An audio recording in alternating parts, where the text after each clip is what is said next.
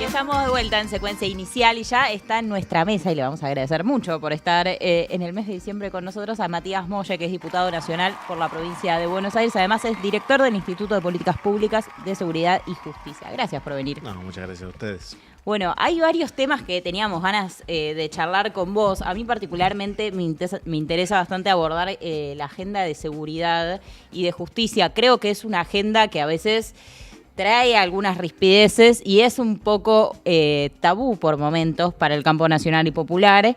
Me acuerdo por allá, tal vez en el 2015 o para la campaña de 2015, donde se decía mucho, ¿no? Como, bueno, pero la agenda que no agarramos nosotros la agarra la derecha, ¿no? Y ahí el desafío siempre para el peronismo de empezar a hablar de determinadas agendas que podían incomodar a algún sector. ¿Hay hoy una agenda, hay hoy un programa pensado o hay incluso proyectos de ley pensados en este sentido de una agenda de seguridad, pero que sea progresiva en términos de derechos? Sí, claro que hay. La diferencia es que, bueno, hoy te toca hacer oposición. Entonces, por un lado vos tenés que ir discutiendo un poco la agenda de ellos, que es una agenda fuerte en términos de seguridad, y después, al mismo tiempo, tenés que ir diseñando tu propia estrategia y tus propias propuestas. O sea, hay como una doble discusión, ¿no? No es lo mismo si te toca gestionar que, en este caso, te toca hacer oposición. Pero sí, claro que hay. Y tiene que ver también un poco con esto que vos decías. Nosotros nos tenemos que sacar la vergüenza que a veces sentíamos de tener que discutir estos temas. Porque la seguridad es una política pública como cualquier otra. Sí. Y se tiene que tomarse de la misma manera que se toman el resto de las políticas públicas. O sea, haces un diagnóstico, elaborás propuestas, tenés una estrategia, la llevas a cabo y haces una evaluación. Como cualquier otra. O sea, no hay que tenerle miedo. No, nosotros siempre, entramos por el lado de la violencia institucional o por el lado de, bueno, primero tiene que haber educación, tiene que haber trabajo, desde ya, que siempre tiene que haber educación y trabajo. Pero mientras tanto el vecino necesita que vos le resuelvas problemas de seguridad. Y si la policía, y si hay violencia institucional, también lo tenés que resolver, pero nunca va a ser tu discurso estratégico de una política criminal. Claro. ¿No? ¿Y crees que este tipo de gobiernos de alguna manera tienden una trampa cuando acusan al peronismo de garantistas? Sí, todo el tiempo, porque es la manera que tienen de cancelarlo. O sea, vos te ubican en ese lugar, entonces... Y aparte, creo que el error nuestro en muchas ocasiones es que por miedo a que nos ubiquen ahí, no damos las discusiones que tenemos que dar, o las damos a medias, o con vergüenza, o nos cuidamos mucho de las palabras que decimos. Y ese es un problema. O sea, es un grave problema que tenemos, porque nosotros tenemos muchísimas propuestas. Y no es que nosotros no hemos... Más que de seguridad, a mí me gusta hablar más de gestión de la conflictividad. Sí, nosotros hemos gestionado en muchísimas ocasiones y tenemos un montón de medidas que se han tomado durante los gobiernos tanto de Néstor como de Cristina. Medidas que son buenas y medidas que son malas. Y justamente las malas que tomamos fueron porque estuvimos presionados por una coyuntura específica. Que ese es el otro gran problema. O sea, las reformas de Bloomberg son malas. Sí, claro. O sea, no es porque a veces parece que la discusión es ideológica. Tiene que ver más con si sirven o no sirven. Sí, sí, o sea, sí. A veces las medidas que tomamos que parecieran ser ideológicas, en realidad cuando las llevas a la práctica son desastrosas. O sea, metés mucha más gente en cana al pedo porque en realidad hay cosas que las podés resolver desde otro lugar. Todas las reformas legislativas son o agregando más años o nuevos tipos delictivos. Y los problemas, o sea, no se han resuelto. Del 2001 a la fecha creció más del 150% la gente encarcelada. Y vos sentís que que se haya resuelto. Y de nuevo, parece que cuando uno lo dice, entonces estás a favor de que no haya preso. No, claro. Si no hiciste si hiciste algo malo y la justicia dice que tenés que ir preso, tenés que ir preso. El problema es todo lo previo, ¿no? ¿Cuál es el diseño? La justicia penal llega después. La justicia penal siempre llega después. Claro. Siempre llega después. Y mucho de la gestión de la seguridad a veces es reactiva, basada en el intuicionismo. O sea, algo que no, digamos... como si tengo calle, entonces sé lo que tengo que hacer, o no sé, los secretarios de seguridad de los municipios son ex-polis y por eso entonces pensamos que van a ser buenos. No, acá de nuevo, tipo que sepan, que entiendan, que hayan estudiado, que hayan pasado por la gestión, que tomen buenas decisiones, que hagan diagnóstico con la gente y medida y que vos después tengas el coraje de llevarla adelante. Sí, claro, eso es interesante, ¿no? Porque lo pienso casi en cualquiera como de las carteras que pueda administrar un gobierno, ¿no? En seguridad vos decías, bueno, de pronto en una cartera de seguridad eligen a un policía. Y en realidad lo que debería haber es una persona que pueda intermediar entre las seguridades. Sí, o a veces eligen a alguien que grita o que tira buenos eslogans en la tele. El discurso de la seguridad hoy en día es consignismo puro. Puro. ¿Y qué pasa, por ejemplo, con este debate de la baja de la edad de inimputabilidad, ¿no? Que en algún punto este gobierno la plantea bastante, pero no es una novedad y no es una novedad sola de este gobierno. Digo, todos los gobiernos tienen proyectos en ese sentido y son bastante parecidos. Sí, de hecho vos nosotros lo estuvimos discutiendo este año, sí, al proyecto del gobierno, que es el peor de todos, claro, porque incluso hay proyectos, yo te podría decir que el proyecto de Santilli es bastante bueno. Claro. Y es del PRO, y no eligieron ese. De hecho, yo cuando lo discuto con la presidenta de la Comisión de Legislación Penal, le digo, pero si tenían otros proyectos mejores para que nosotros discutamos, ¿por qué eligen este que es tan malo? Y me mandaron este esqueleto, dice, tengo que trabajar con este esqueleto. Bueno, había más de 20 proyectos que discutían ese tema. Uno también lo discute, pero lo discute porque hoy el sistema de responsabilidad penal juvenil es malo. Sí, claro. Entonces, vos sabés, la ley de minoridades de la dictadura, sabés que la tenés que reformar, organizaciones internacionales te han dicho que la tenés que reformar, entonces vos tenés que hacer algo. Pero ahí es donde, ¿no ves? Pecamos a veces o somos temerosos en los momentos en que nos toca hacer gestión. Porque la podríamos haber reformado siendo gestión y teniendo los votos. ¿Por qué no lo hicimos? ¿Y por qué entonces quedamos presos de que venga otro con un proyecto malo y nos lo imponga? Sí. Si nosotros podríamos haber trabajado. No, ahora, y además, claro, no, perdón. No, ahora, a vos resolviendo la cuestión penal de los pibes, sí, ¿resolvés la seguridad? No. No, y aparte, ¿qué pasa, por ejemplo, con los delitos de cuello blanco? Es que eso por un lado y por otro, vos tenés un porcentaje muy mínimo de menores cometiendo delitos. Entonces, sí, desde ya que tenés que tener una política para ese, aunque sea mínimo, trabajar eso. Pero de nuevo, a vos cuando te lo plantean en términos discursivos, como bueno, discutamos esto y vamos a discutir la seguridad, y por otro lado ves que tenés de cuello blanco, de cuello gris, de cuello negro, que no resolvés los problemas de la criminalidad. Sí. Entonces parece que en realidad estás discutiendo una estrategia discursiva y humo. Claro. ¿No? Ahora, yo te escuchaba recién decir esto, con esto no resolvés el problema de la seguridad, ¿no? Y yo siento que pasa algo, en general con la política, pero con la seguridad puntualmente, que uno siempre sabe que las cosas son capaz a mediano o largo plazo, pero que le robaron a alguien en tal lado y eso mediáticamente te hace que tengas que tomar medidas. ¿De qué habría que ocuparse para ocuparse de la seguridad? Primero, esto es algo que venimos discutiendo con muchos compañeros, ¿no? Hay que tener un diseño institucional diferente. Nosotros estamos con problemas del siglo XXI y con instituciones del siglo XIX. Claro. Entonces, a veces es muy difícil vos querer resolver los problemas de la seguridad que cada vez...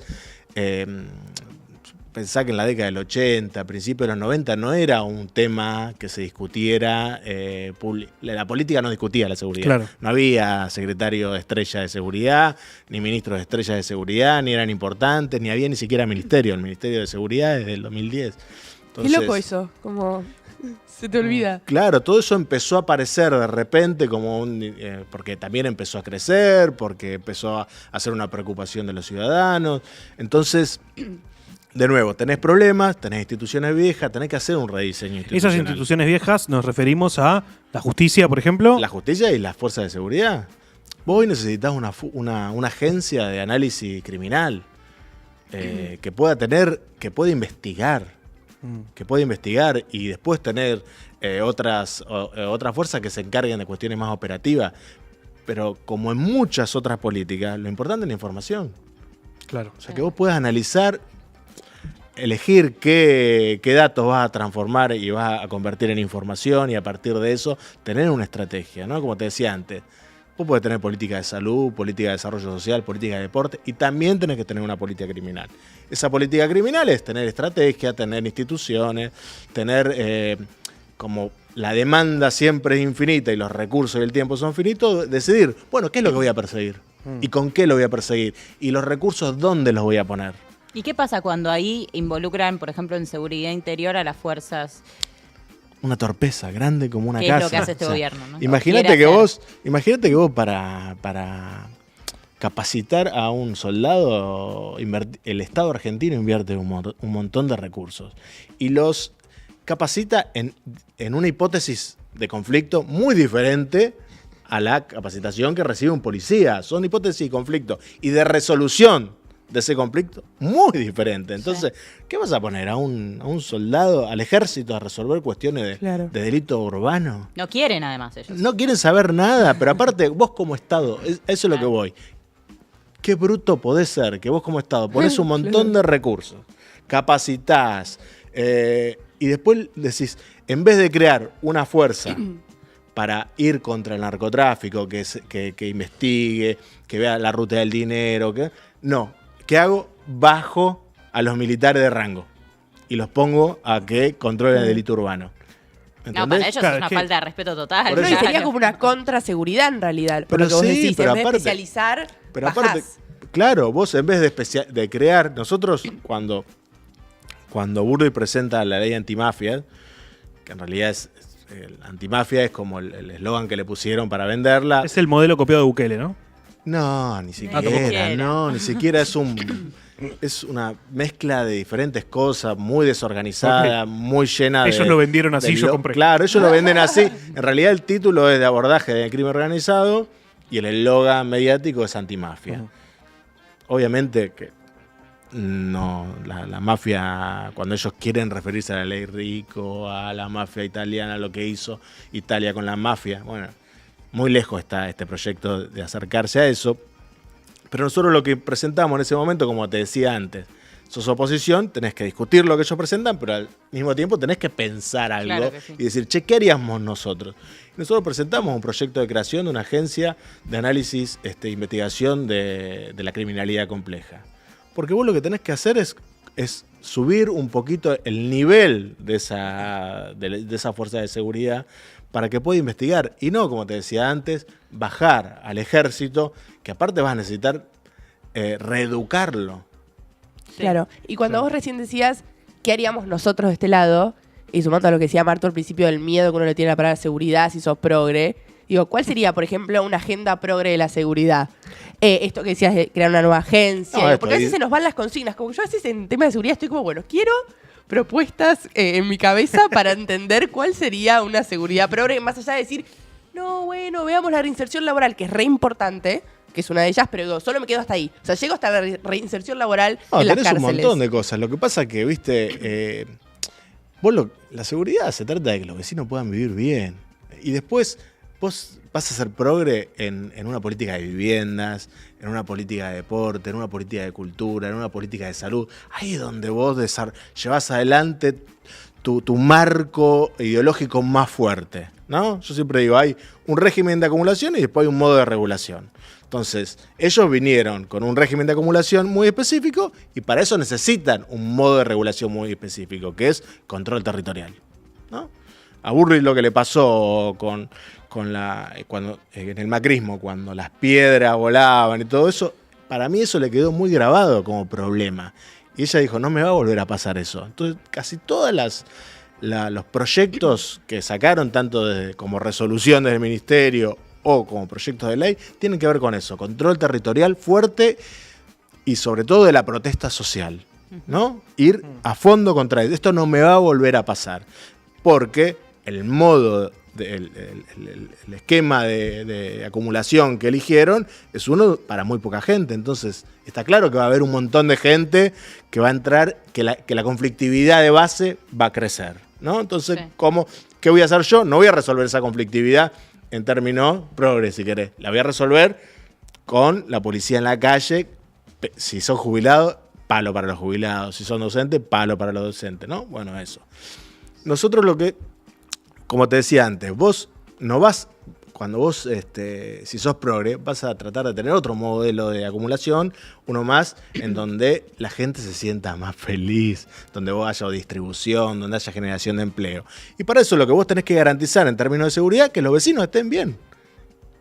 Y ocuparte fundamentalmente del crimen organizado, o sea, de los mercados ilegales. Hoy en día eso está... Hoy en día eso pasa, entregado. o sea, si vos tenés al principal responsable de la DGI AFIP, que tiene cuenta offshore, si los agarran a todos estos muchachos con cuenta offshore, a diputado, al jefe de bloque del PRO, lo agarran, entonces, Sí, ¿de qué nada. seguridad me hablan? ¿Y cuánto éxito o fracaso encontrás en el protocolo antipiquete de Bullrich? Mirá, si yo lo tuviera que medir con la regla que ellos mismos se imponen, es de éxito rotundo. Porque ellos lo crearon para que no le tomen la calle, y efectivamente no le tomaron la calle. Entonces, para mí, a ellos les funcionó. Lo mismo que cuando preguntan, bueno, resolvieron lo de Santa Fe. No es que lo resolvieron. Es una ocupación de territorio. O sea, vos agarras un montón de agentes federales, ocupás el territorio, haces un acuerdo, seguramente hicieron un acuerdo, porque la policía de Santa Fe sigue siendo la misma policía de Santa Fe, la justicia de Santa Fe sigue siendo la misma justicia, entonces seguramente han hecho un acuerdo ahí, más toda la ocupación territorial de agentes federales, y eso está calmado. De nuevo, ¿eso resuelve la seguridad?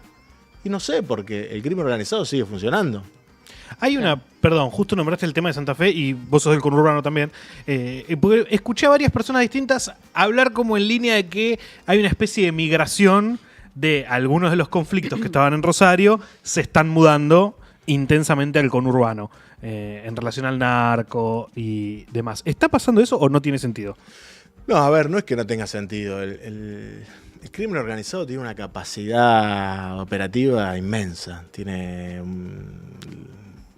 plata, Sí, básicamente. Claro. Entonces, eso después te rompe cualquier tipo de... O sea, les mejora la capacidad a ellos para instalarse en cualquier lado, para penetrar en el Estado.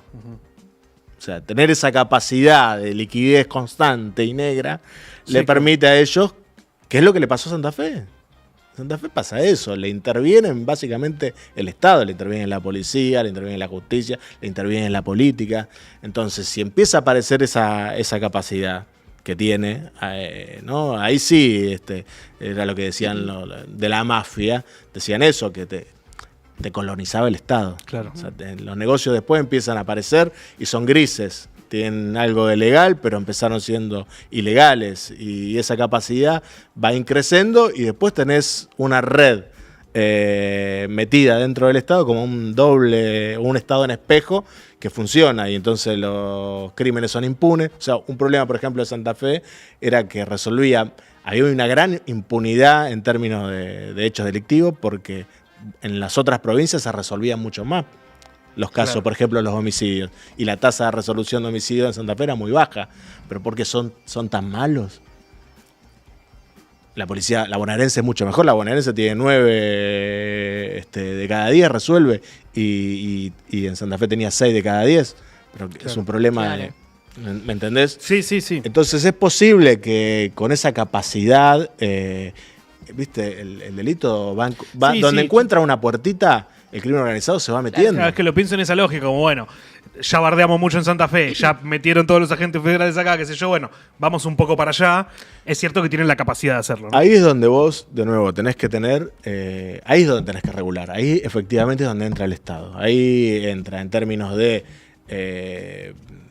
normas, en términos de instituciones, en términos de política criminal, qué vamos a perseguir, cómo lo vamos a perseguir, etcétera. Claro. Que es a veces lo que nosotros, porque después terminamos discutiendo el delito común, o sea, que es en realidad el que más sucede, ¿no? El robo a la propiedad o las violencias interpersonales o violencias de género, pero muy poco discutimos el crimen organizado. Uh-huh. Quiero preguntarte, ¿cuál es el estado hoy de las cárceles en Argentina? No, es malo. Malísimo, ese es también uno de los grandes problemas que tenemos. Nosotros tenemos hoy en Argentina, la provincia de Buenos Aires, por ejemplo, tiene capacidad para 25.000 personas privadas de su libertad y tiene más de 50.000. O sea, entonces, Y mucho de eso tiene que ver, de nuevo, con una mala ley que se sancionó hace 15 años, que es la desfederalización de la persecución del narco, ¿no? Ujú. Entonces pasó a la provincia, se empezó a ocupar de lo que llamamos el narcomenudeo, y las grandes causas siguieron quedando en el foro federal. Pero eso no resolvió el problema, al contrario, lo acrecentó, lo explotó exponencialmente. Entonces vos hoy tenés en las cárceles muchas personas privadas de su libertad por narcomenudeo, Sí, sí.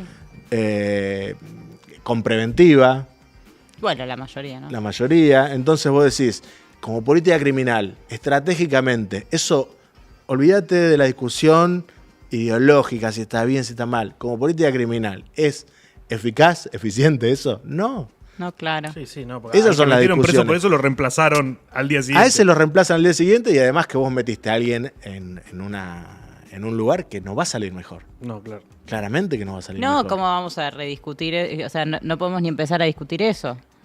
No podemos ni empezar a discutir claro. eso en estas condiciones. Porque aparte, digo, la situación esta de las cárceles que describís es completamente inconstitucional, viola tratados internacionales. Pero vos Digo, tenés- ¿cómo vamos a poder estar pensando en lo que decís, por ejemplo, en la reinserción, en la reeducación? En las comisarías de Argentina hay más de 13.000 personas que están presas. O sea, Sí, claro. que vos no podés estar preso en una comisaría, pero vos la tenés presa. Están igual. Están igual en condiciones. Imagínate si estás mal en una cárcel, imagínate en una comisaría.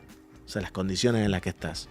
Entonces, Sí. de nuevo, ¿en dónde nos enfocamos? ¿Dónde enfocamos los recursos? ¿Cuáles son las soluciones que podemos aportar? Por ejemplo, en términos de ejecución de la pena, Ujú. ¿no? Parte de las reformas Bloomberg justamente fueron eso. O sea, no permitir que mucha de eso se resuelva con cumplir antes la condena o ese tipo de soluciones en términos de ejecución de la pena. De nuevo, cuando uno lo dice parece, ay, pero qué progre, sí, que salga antes. No, yo no. Digo, no lo digo porque salgan antes. Claro, Lo es digo estratégico. porque, claro, o sea, ocupate de tomar medidas que resuelvan los problemas, que sean eficaces. Esa Sí, es la claro. discusión que nosotros, para mí, tenemos que dar para tratar de evitar, como dice Cristina, la discusión entre garantistas o manoduristas. Sí, ya fue, es de modé.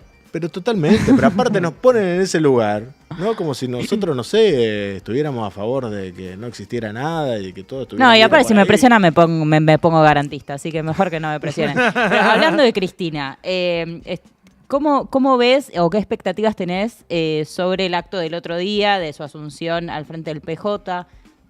Yo siempre con ella siempre tengo buenas expectativas. O sea, yo milito de hace muchísimos años ya a esta altura de mi vida y no he visto una dirigente política con la capacidad de diagnóstico de Cristina y la capacidad para llevar adelante estrategias políticas. Y después venimos al resto, que cometemos muchísimos errores y a veces generamos muchísimos problemas.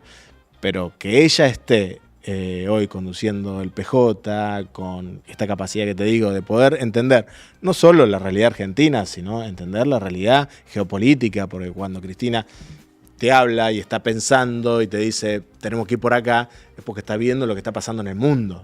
No es que está pensando en lo que está pasando en el conurbano, ¿no? Entonces, que esté ella, a mí me da la garantía de saber que la estrategia y el camino que nos vamos a trazar es el mejor que pudimos diseñar. Y para ir cerrando, a través de esta estrategia, ¿crees que hay alguna esperanza para volver a representar tal vez algunos desilusionados, algunos que se fueron por otros caminos? Totalmente. La tengo y esta discusión que tuvimos previamente creo que es parte de las discusiones que tenemos que dar porque nosotros, por ejemplo, lo que se hizo en Santa Fe lo podríamos haber hecho tranquilamente nosotros. No nos costaba nada. Entonces, la gente, si no nos eligió, es también por lo que no hicimos. Tenemos que, de nuevo, no tener vergüenza a dar las discusiones que tenemos que dar, tomar las medidas que tenemos que tomar y ir para adelante. Y creo que estamos en condiciones de hacerlo porque lo hicimos y porque hay un montón de compañeras y compañeros que están súper capacitados para llevarlo adelante. Matías, gracias por esta entrevista. No, gracias a ustedes. Nosotros nos vamos a una breve pausa y ya volvemos con Secuencia Inicial.